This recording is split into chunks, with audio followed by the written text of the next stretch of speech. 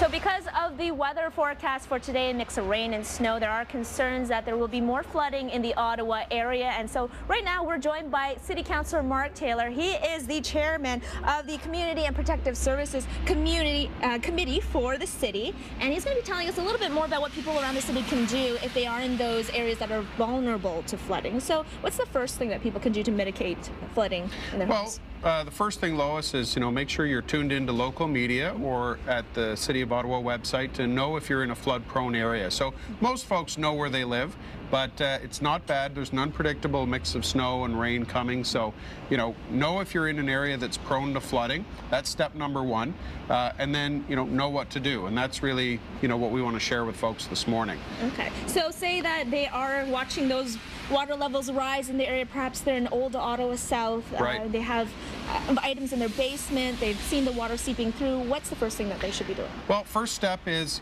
anything that's valuable. You mentioned a basement. Get your documents. Get anything valuable out of the basement, up off the floor at the very least, out of that kind of flood suite area. That's number one. Number two, you can pick up free sandbags from the City of Ottawa work yards, and if you need to know where the closest one is to you, you can call 311 or you can go on the city website. So go get some free sandbags.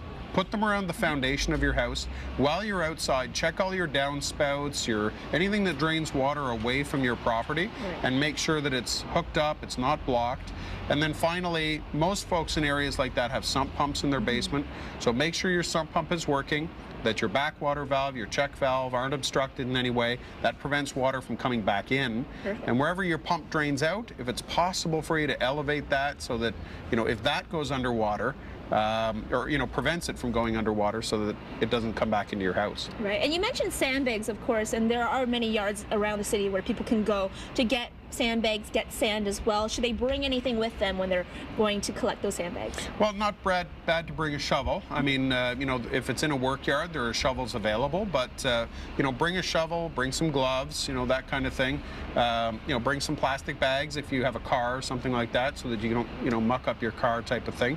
And bring a friend. It's always nice to have someone, probably your neighbors, and load up a couple of cars at a time. We'll supply as many bags and sand as necessary.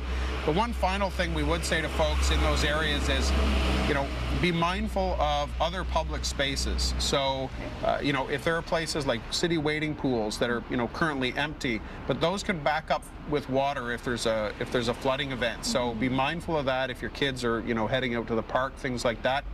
And it's normal for some water to pool in the street because the way the sewer system works is it gets the capacity and then it drains it off at a rate that the outflow system can handle it. So please don't take sewer covers off of sewers in the streets thinking you're helping by letting it drain. It's a dangerous situation if people are walking or driving over it, and it doesn't help it drain at all.